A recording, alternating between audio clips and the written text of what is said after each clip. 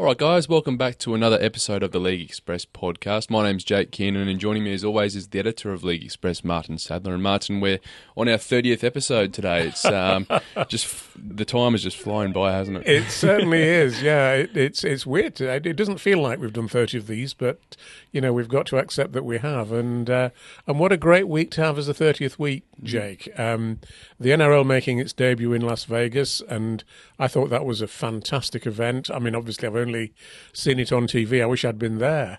But so what a great event, a double header with 40-odd thousand people in the stadium, a fantastic facility, enclosed roof. So they were playing at a constant 21 degrees, while apparently the winds have had the worst gale force winds in Las Vegas since 1985. So what a great thing it was to be playing in an enclosed stadium. That doesn't need any more justification, does it? Can you imagine taking a conversion from the sideline with those winds coming across? No. And then we had some great action in Super League, of course, and there's stacks to talk about, mate. No, absolutely. How long have you got? Yeah, that's right. God, we could be here all day. Yeah. But before we get into it, we also say we're approaching 700 subscribers on YouTube. So just a reminder to our viewers out there and listeners, if you want to get notifications, when we upload, go and hit subscribe, and you'll be informed when we do upload our content. Absolutely.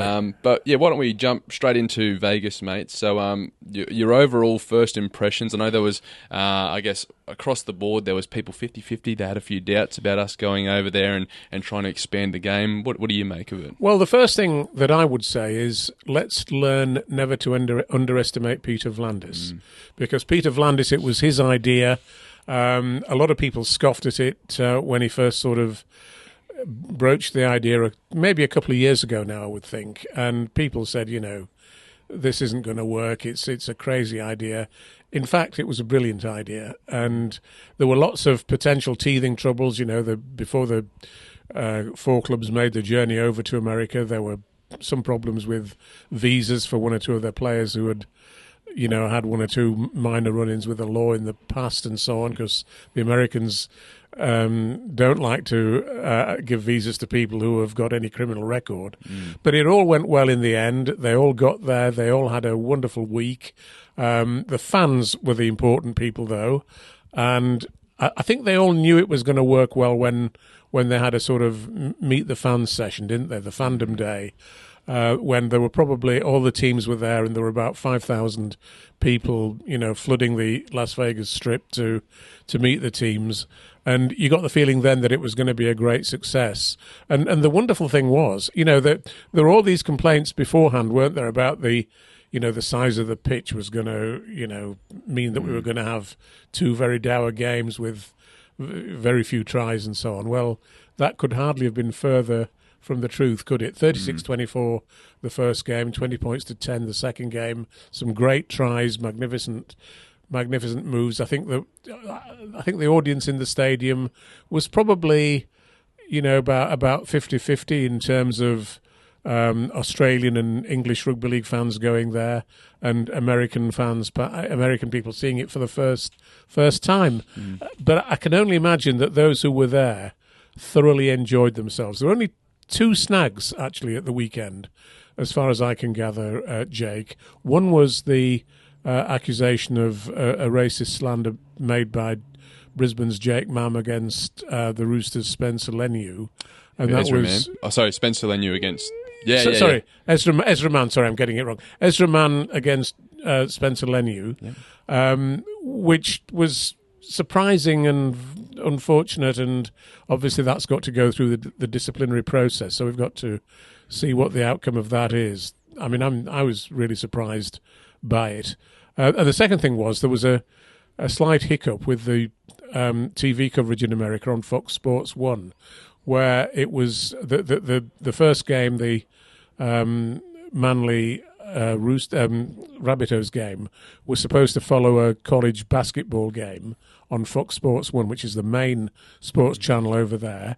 But apparently the basketball game ran over into extra time, and the first 17 or so minutes of Manly and the Rabbitohs was actually shown on Fox Sports 2, which is the minor channel, before transferring to Fox Sports 1. But the good thing was, it just transferred to Fox Sports 1 in time for them to see that fantastic interception try by Jason Saab, which was certainly worth seeing, wasn't it? So no, but it was an incredible achievement. And I noticed one very interesting thing in one of the Sydney newspapers this week, since the Vegas event, that one guy who is a major sports figure over there, who's got a stake in the San Francisco 49ers, and whose business actually owns Leeds United, the football club in this country, has said that he'd be very open to buying an NRL club, potentially. And if that happens, if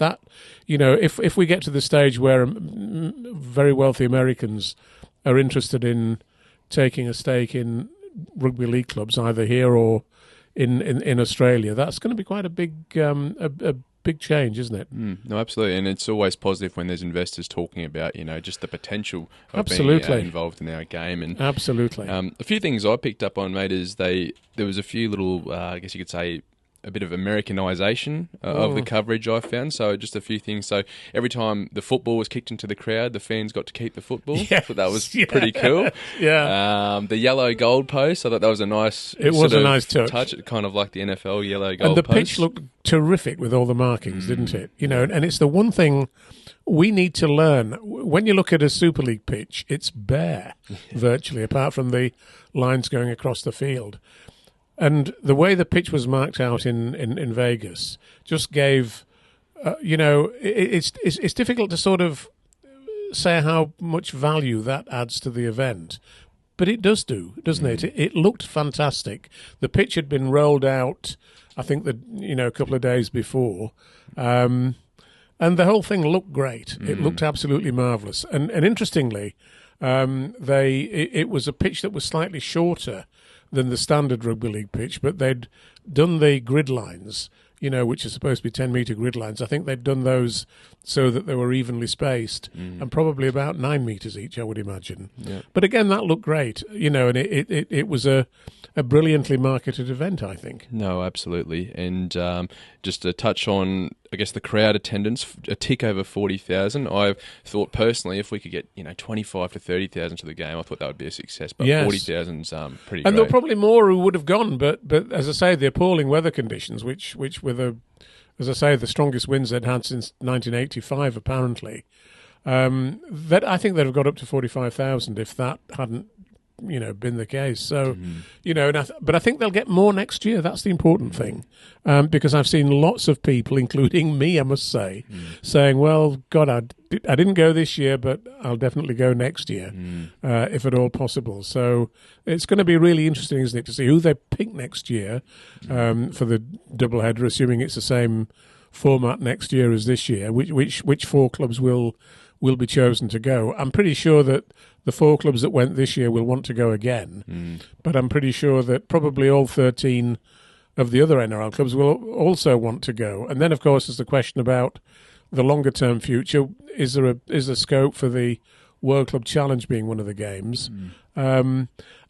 Which there is, but that would have to be carefully handled because, of course, the World Club Challenge, as far as the NRL is concerned, needs to be played before the NRL season starts, and it would be difficult to fit that in a way that would really work properly. I've thought about it, and I've got a solution. Go on. So off you go. My solution is whoever wins the NRL Grand Final this year, they get the round one bye. That's a great idea. Season. Yeah. So don't hold off the scheduling until after the Grand Final's been played, and then let's say Penrith win again this year. They get the round one bye. That way, they don't get the luxury of having a week off that other teams would get. But I'm sure if they had the choice of going to Vegas and playing the World Club Challenge versus having a week off in the season, they would pick the World Club Challenge every day of the week. If Peter Vlandis is watching this podcast, which I hope he is, how much are you going to charge for that idea, Jake? Oh, who knows, mate? I think we might charge six figures. Who knows? Exactly. But it's a great idea. No, I think that's an interesting thought, and certainly you're on the way to a solution. There's no doubt. And it would only how long ago was World Club Challenge out? 2 weeks. It was just a week ago, wasn't it? Yeah. So it would only be, assuming we're going off the same scheduling as this season, it would only be a week delayed. Yeah. So it wouldn't have a major impact on the Super League. Maybe for the team coming back, they'd have to deal with maybe a little bit of jet lag. But yeah, we'll see what happens. But yeah, in the matchups, obviously, Sea Eagles 36 defeated the Souths 24, and the Roosters 20 defeated the Broncos 10. Some people might say both those games were upsets. Well, yeah, I'm not sure there are upsets in the NRL these days, by and large. I mean, most teams seem very equally, equally matched, and maybe West Tigers, if they, and St George this year, that maybe they're the two weakest. But apart from that, I think the beauty of the NRL is that it's one of those competitions where any team can beat any other on the day, and that's what happened. And I thought Manly were magnificent, actually. That really was a tremendous win for them. And similarly, the Roosters look formidable, don't they, this year? Yeah. Well, I was talking to my partner Jane the other day, and I said, if you look at the Roosters on paper, you could argue they have one of the best teams in the comp. And, last year they significantly, underachieved, you could say. I picked them to be a grand final contender at the start of last season, but yeah, they seem to be hitting their form early, which is nice to see. Although it's always better to hit your form late than early. Yeah, absolutely. As they say, don't they? No, that's right. Let's not forget last year, South Sydney were top of the league halfway through the season, but finished 9th. And then a dramatic fall. Why that happened, who knows? Yeah. Now, there's been a little bit of discussion about the team selections for next year. We touched on it earlier. Do you think that it should be limited to top 8 teams that get selected for years to come? I guess you want your best attacking football on display for the Americans. You probably don't want to be picking the bottom 4 teams. No, I mean, it's. I don't know. I'm not absolutely sure how they picked the 4 teams that went this year. I don't quite know whether they, what the criteria were that they adopted. But certainly teams that are going to play an attractive brand of rugby, that would. Maybe be one criterion, who knows? But, you might want to make it even more multinational. The New Zealand Warriors, for example, if they Melbourne Storm, Melbourne like that, Storm, teams that represent major cities. You had Sydney and Brisbane there this year, of course, then South Sydney. But I don't suppose many people in America know where Manly is, but... I just thought it worked so well that I think you could send almost any 4 teams next year and it would go well. But obviously, you might think about sending the 4 teams with the best support, to send the most number of people over there, which would obviously, maybe Newcastle Knights, for example, would be an obvious one, wouldn't they? Because they've got great support. And I can only imagine if we were to send, the winner of the Super League this year over for a World Club Challenge, how many more fans would come over from the North? Yes. Yeah. Brian Fletcher, I spoke to you before the podcast, Brian Fletcher was saying he met a lot of English fans over there. I don't know if you saw before the kick-off for the first game, there were a group of Lee Leopards fans who unfurled a Lee Leopards banner. Oh, really? Well, oh, yeah, absolutely. Yes, it was. They got everywhere. Impressed with that. It wasn't Derek Beaumont. It was some of the club's fans, but it was great to see. That's fantastic. Yeah. And before we get into the Super League news, I want to give credit to the officiating. I thought they did a great job letting the game flow. Absolutely, yeah. Another thing I want to touch on is I think the Americans would have liked seeing the bloodshed. I think in the Manly South Sydney game, there was a lot of players Lachlan Croker. Blood coming, and that's quite a foreign thing for them, obviously, because they wear helmets. But there was a 5-minute window there where there was just players getting taped up everywhere. Yeah, yeah. Absolutely. And what we don't know yet is what the TV audience was in America for those 2 games. And I mean, the TV figures in Australia were terrific, weren't they? From both Fox and Channel 9. But we've not yet seen what the figures are in America, so that's going to be quite interesting. And of course, there are some critics, some skeptics, I suppose, who say, well, the vast majority of Americans didn't even hear of it, and most American media didn't cover the games and so on. But of course they didn't. You can't. You're not going to go to America, have one major event, and then have 350 million Americans all exulting about rugby league. That's just ridiculous. But it's those who see it, those who did see it, would they want to see it again? That's the key issue. And I'm sure that most of them would, and let's hope the audience builds in future. That's right. It's a long-term vision, and if we were to measure the success after one event, I think we got to look at it as a 4 or 5 year plan. Well, I noticed the ultimate sign that it all worked is that there are now news stories saying that the AFL are looking to play a game of theirs in America and looking to link up with the new competition, Major League Cricket, to play on a cricket oval. But of course, there are no massive cricket ovals in the United States, so they could only look on with envy, couldn't they? Yeah, they've been very vocal in there and sceptical of us taking the game over there. So yeah. Nice but I don't think they are anymore. Yeah, hopefully we've silenced them.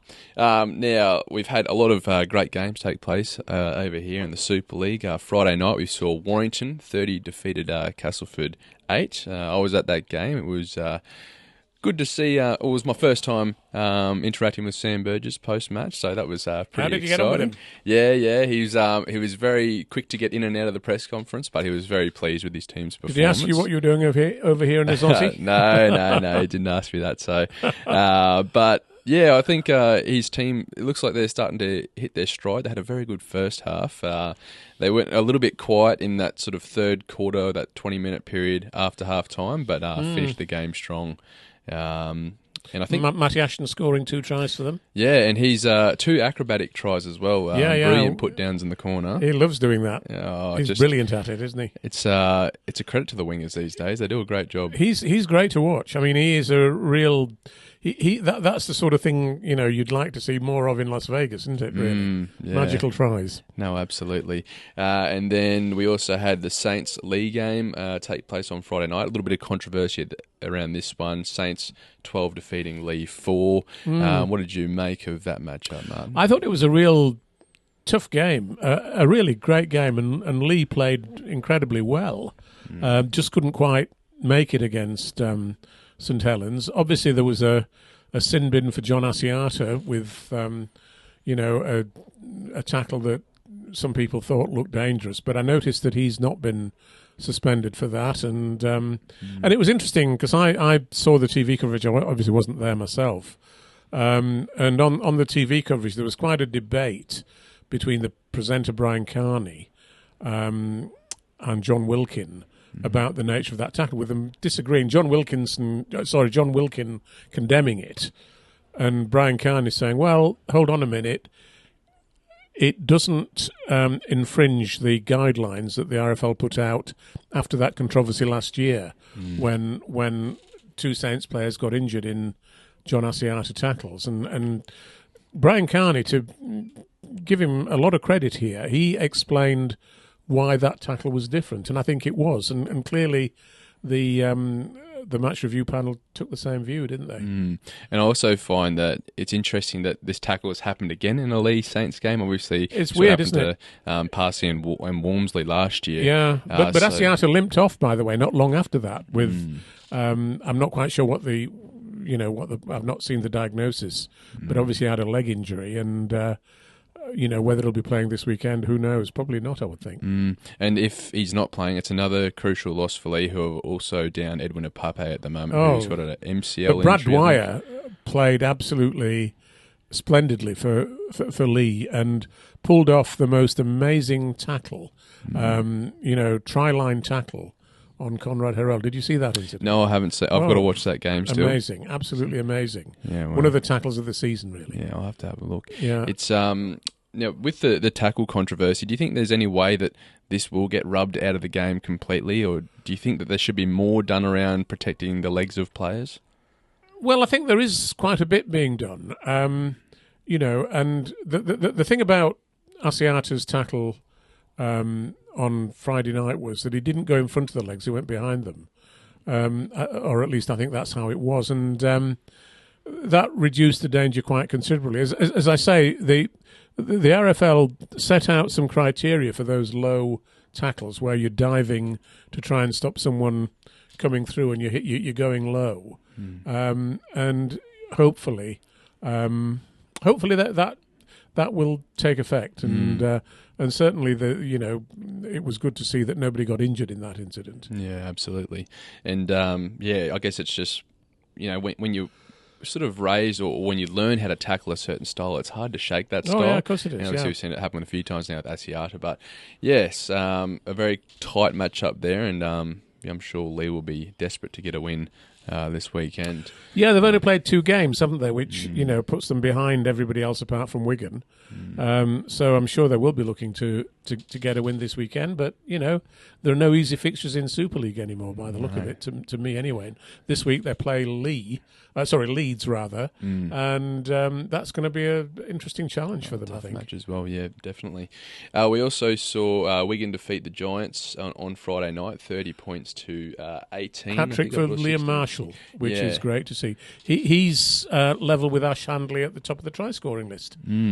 5 tries each in 3 games, which is good going. I mean, Ash Handley, what a season he's had to start the Absolutely, Super League campaign. Yeah. Saturday night we saw Salford 17 defeated Hull KR 10. What a performance from Salford here. Well, Mark Sneed is just, when he takes control of a game, he just dominates it, doesn't he? And his kicking game was absolutely spot on. It was a strong challenge from Hull KR, but I remember last week saying to Willie Peters, the Hull KR coach, how are you going to deal with Mark Sneed and his kicking game? And he said, well, we're planning for it, but it's one thing planning for it, but the trouble is you can't always do anything. And it's not just that he kicks well in field, he's good near the line, he's good at kicking long, but he also kicks goals so brilliantly as well, and he did do on Saturday, and also added a crucial field goal that opened up a 7-point gap and effectively won the game for Leeds, so for Salford. So, absolutely marvellous performance by him, and still doing it, and it's so great to see Salford getting off the mark with 2 wins out of 3 this season so far. This weekend, they actually have a trip to St Helens, which is going to be tough for them. So, but they're going there in good form, I think. I was going to say, have they surprised you with their start to the season? Yeah, I don't think they've missed Brodie Croft and Andy Ackers as much as I thought they would do. That's the point, and they've also added some. Very good players. Tenny McDonald, or Nenny McDonald, I should say.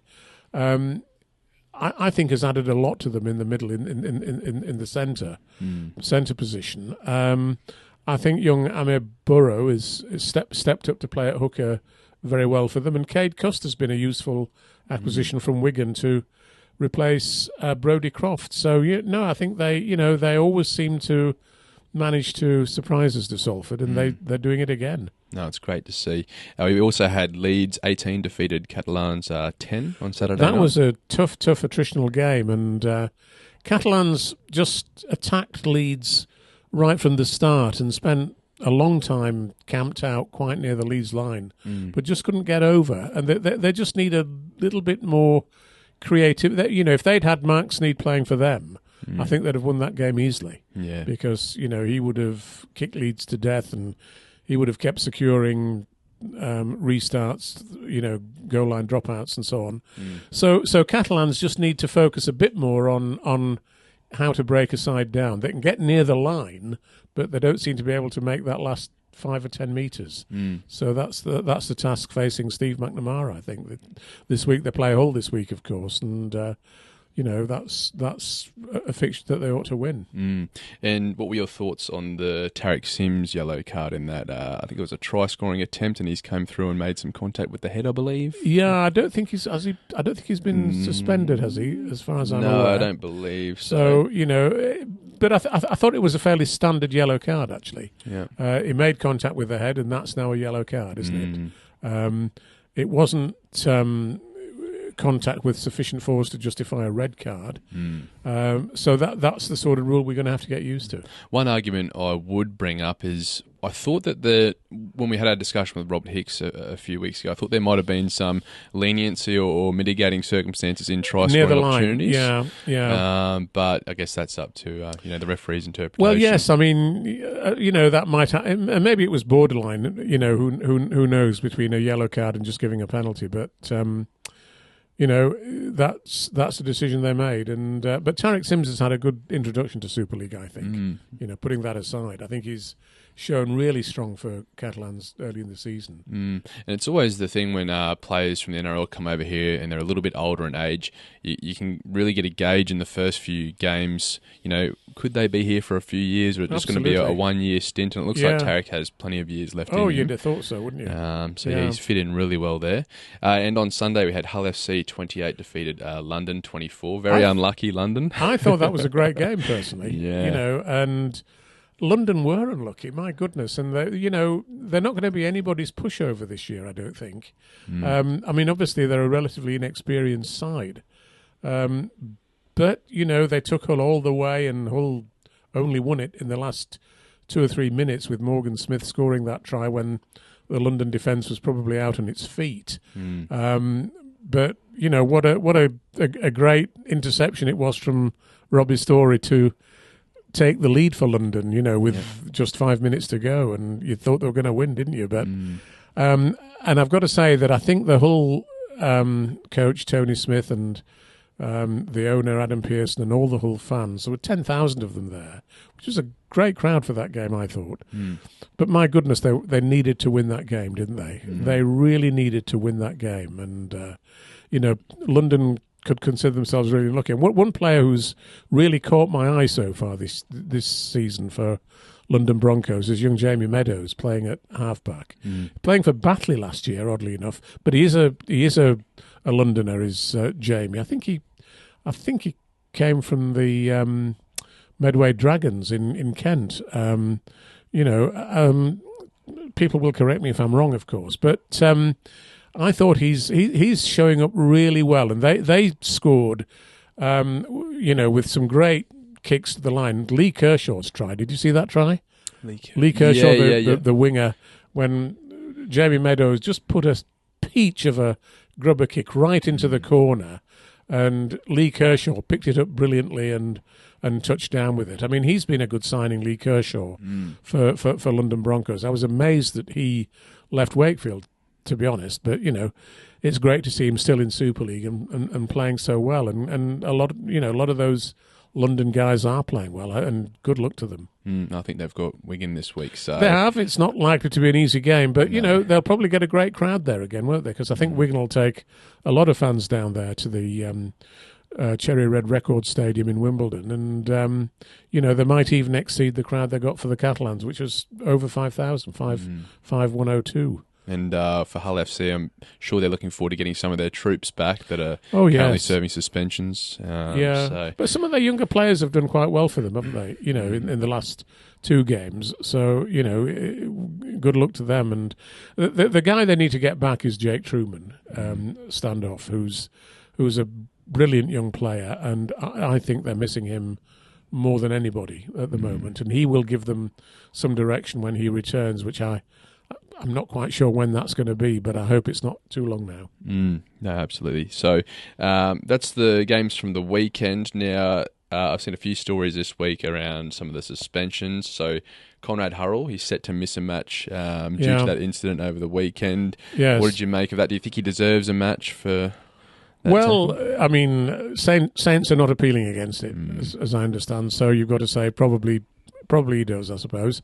But I'm sure they'll manage without him. Yeah. They didn't play Wanga Blake at the weekend, did they? That was the interesting thing about their selection against Lee. So I assume he will come in this week, unless he's injured, of course. That's a pretty excellent replacement, isn't it? No, absolutely. And I was going to say, do we know if that's injury or form related? Not sure.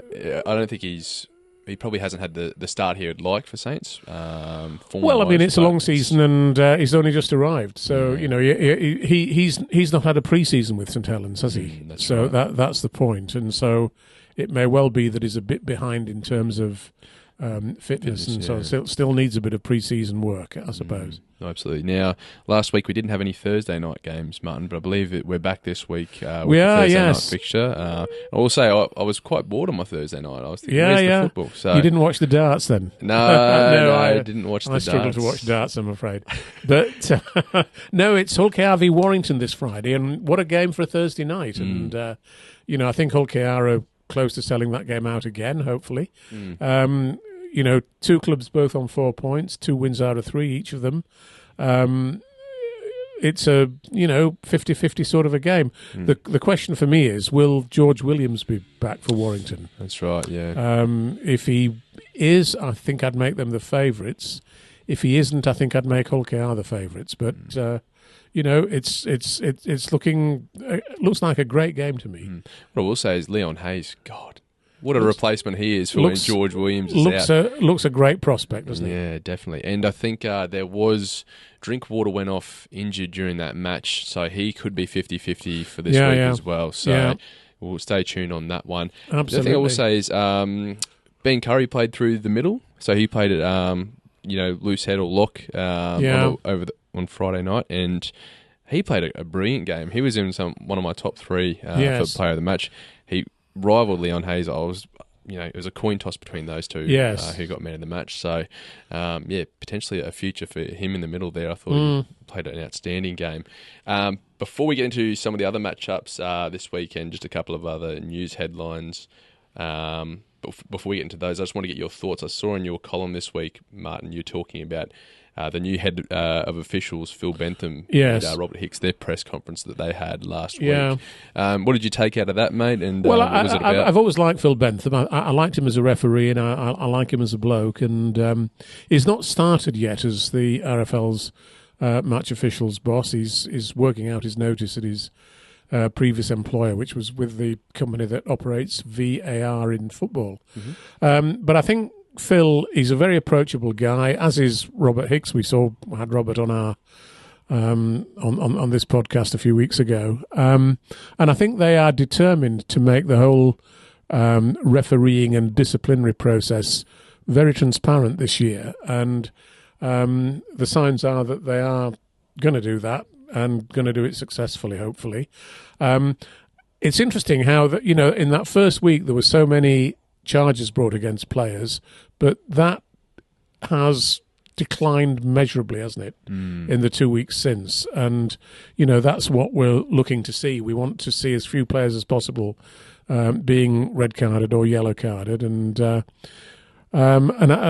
think whenever there's controversy, I get the feeling that both Robert and Phil will be very approachable to sort of explain what's going on and put everything into context, and that's the important thing. No, absolutely. No, that's really good, and who knows, they might be opening a door that they perhaps wish that they kept closed. Well, you never know. I mean, but generally speaking, transparency is better than being opaque, isn't it? Right, just closing everything off and not letting any light in, and that, generally speaking, doesn't work well. So good luck to both of them. No, definitely. Now, last week you rejected a story for League Express around the interest of the NRL purchasing Super League. There was a story in this week's edition. Andrew Abdo has actually said something about it, which is a bit sort of, a bit not very specific, is it? But it is just, I think somebody obviously has asked him about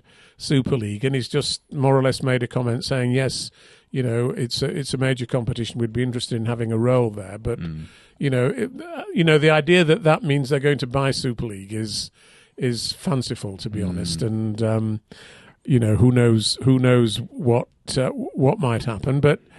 I could see quite a few people in this country not objecting to that if there was the NRL is so much wealthier now than English Rugby League, and if they were to inject money and ideas and so on into the competition, that would be tremendous, wouldn't it? Yeah, definitely, and especially if it came with the consultancy of Peter V'landys. Well, indeed, yes. If Peter V'landys was over here, I think we'd get the London situation sorted out fairly quickly. I think he would recognise how important London is. So I think he'd find a way to boost London, and I think he'd find a way to expand the competition. I think he would make sure that the French teams were treated properly and so on, which I'm not quite sure that they are at the moment, but,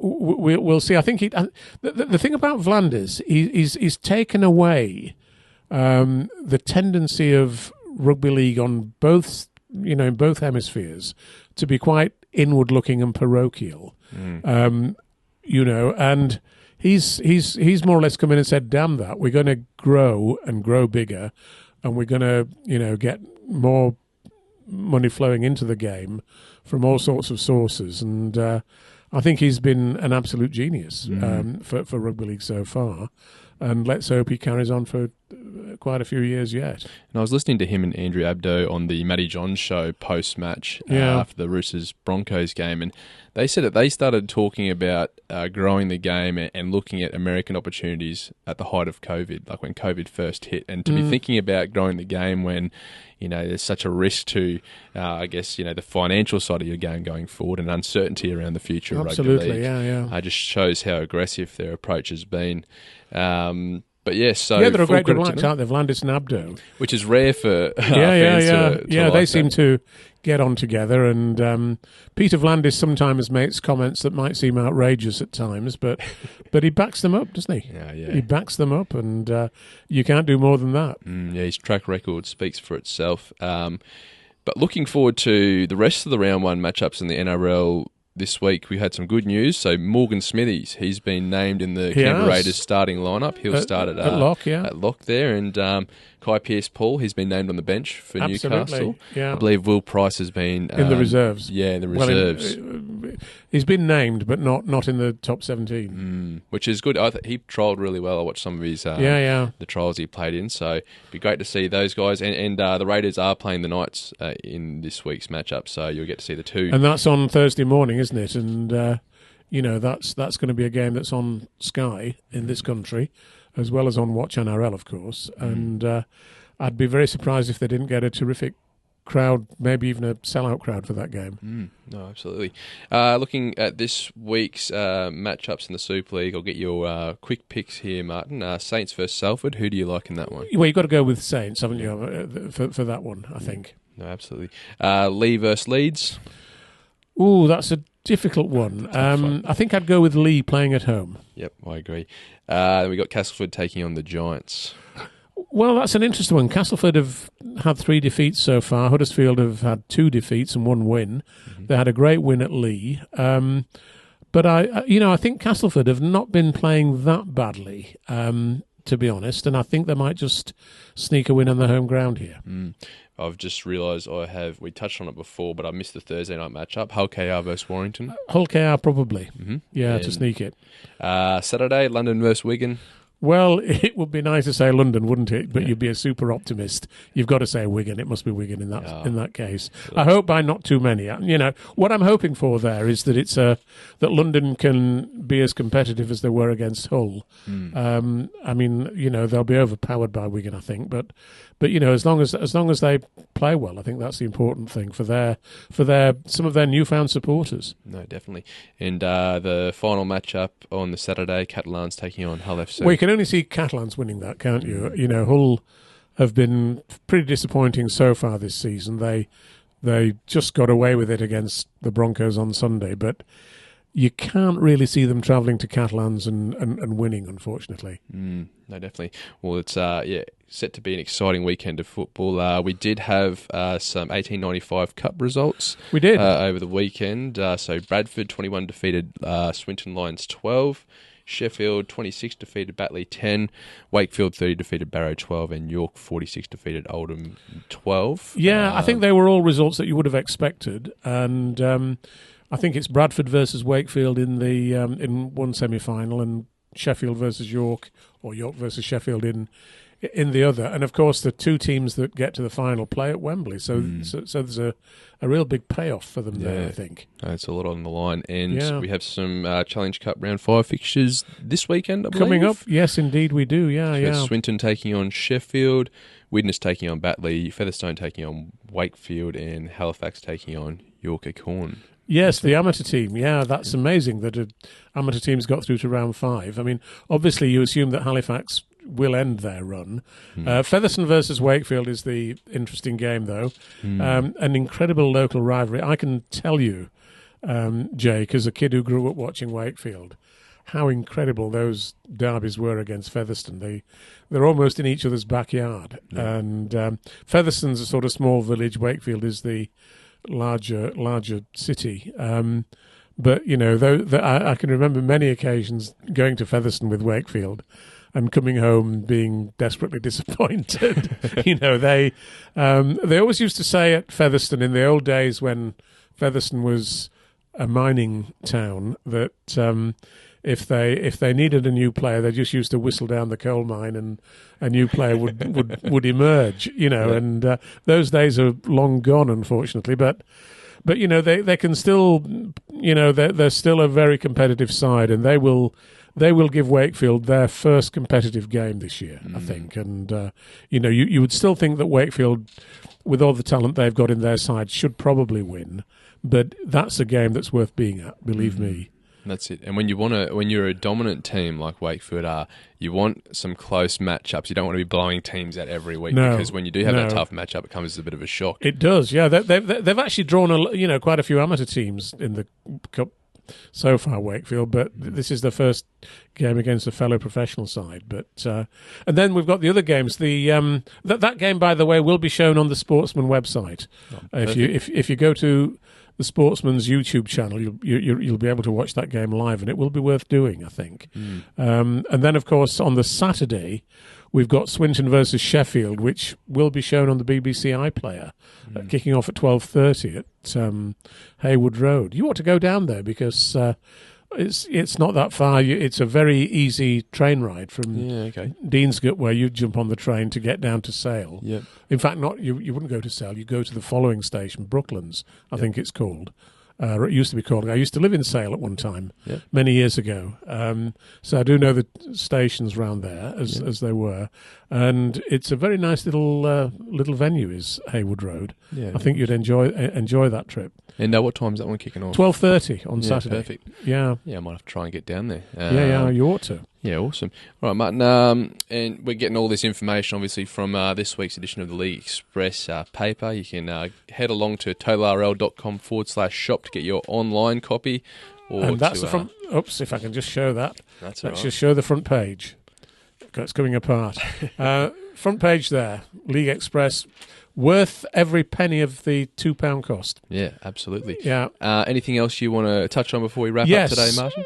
We've had a very famous player who sadly passed away, Lewis Jones, the former Leeds, Wales and Great Britain player, died at the age of 93. So came from Welsh Rugby Union. I think he played for Llanelli at Rugby Union in the early 1950s, went on the British Lions tour in 1951 in Rugby Union, but then soon after that signed for Leeds, and was one of the best signings Leeds ever made from Rugby Union.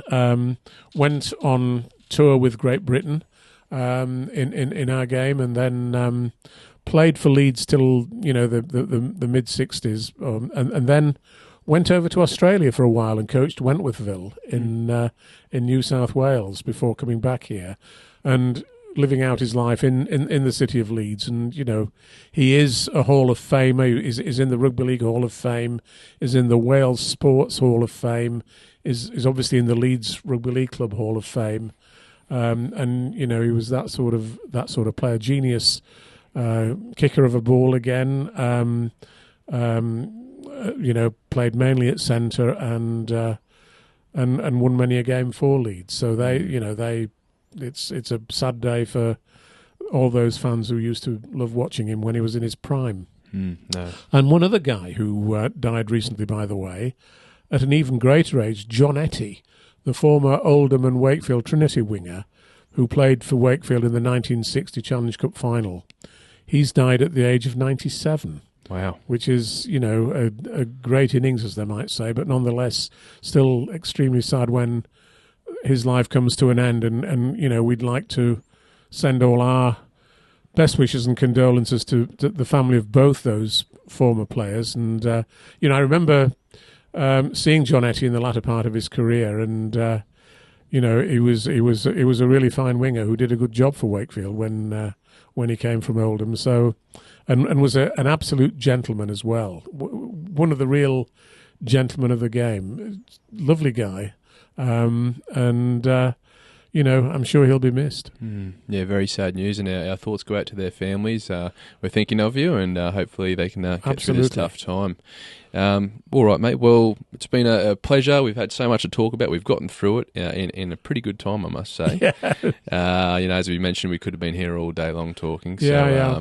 But yes, a lot of good action to look forward to this week, and we'll be back to do it all again next week, mate. Great stuff. No worries. Don't Thanks, forget Jake. to subscribe, guys. Thanks, Martyn, and we'll see you next week. Okay. Cheers. Thanks.